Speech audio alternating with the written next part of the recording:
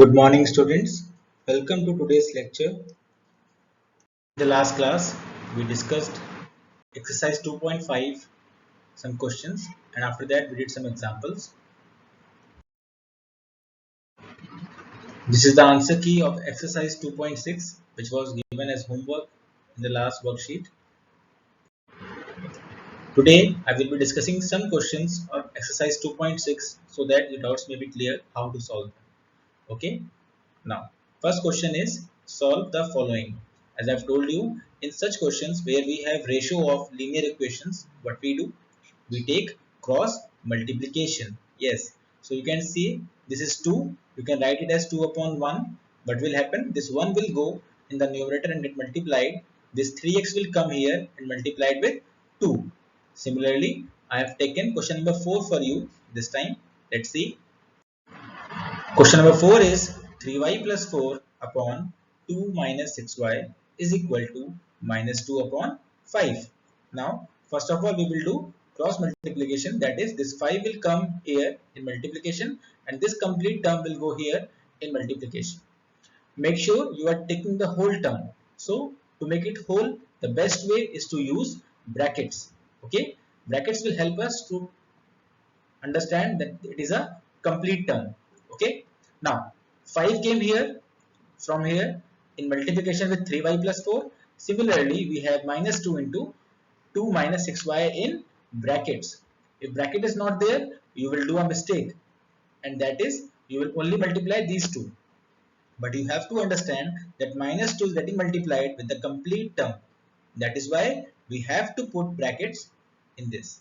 Okay, now in the next step we will open the bracket and use distributive property, by which we know that 5 into 3y is 15y, 5 into 4 is 20, in between sign is of plus, is equal to minus 2 into 2 is minus 4, minus 2 into minus 6y is plus 12y.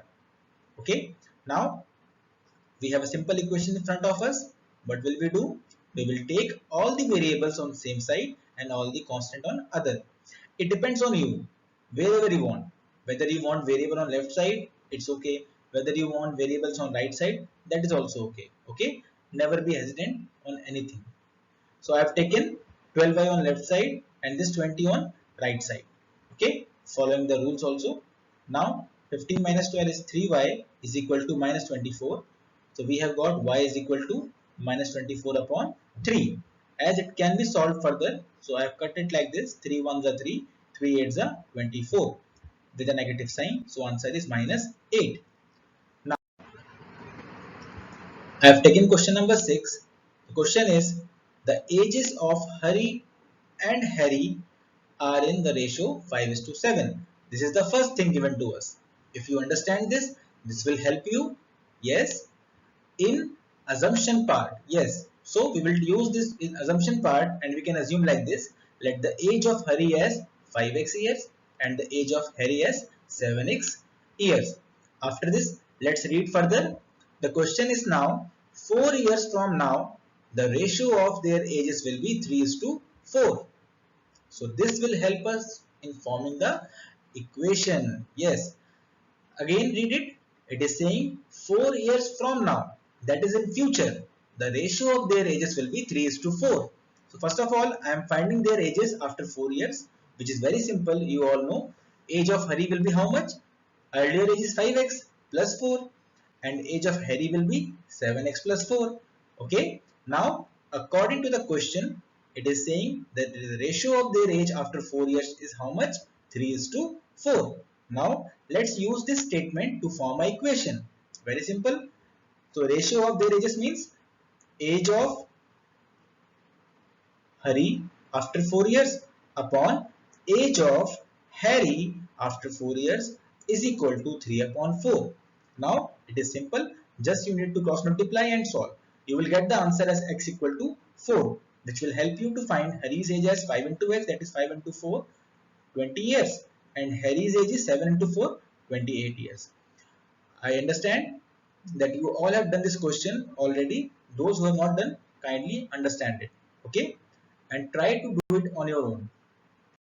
Now, question number 7 will be done in similar way. The denominator of a rational number. Although this type of question is coming in first time in front of you, but still we have done similar questions before. Let's read again. The denominator of a rational number is greater than its numerator by 8. First of all, we need to recall what is rational number. We all know rational numbers are the numbers in the form p upon q.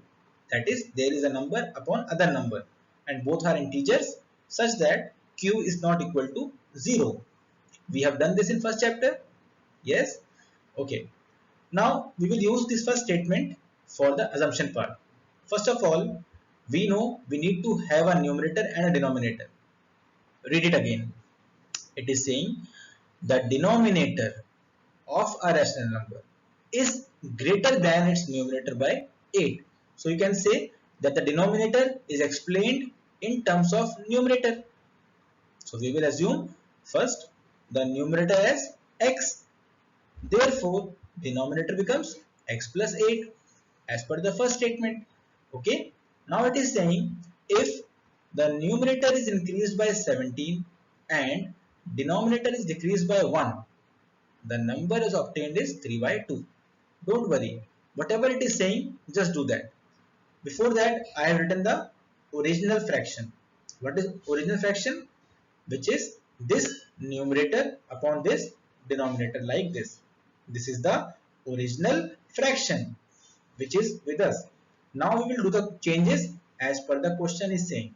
So according to the question, 17 is added in the numerator and 1 is subtracted from the denominator. That is why I have added 17 above and did minus 1 below.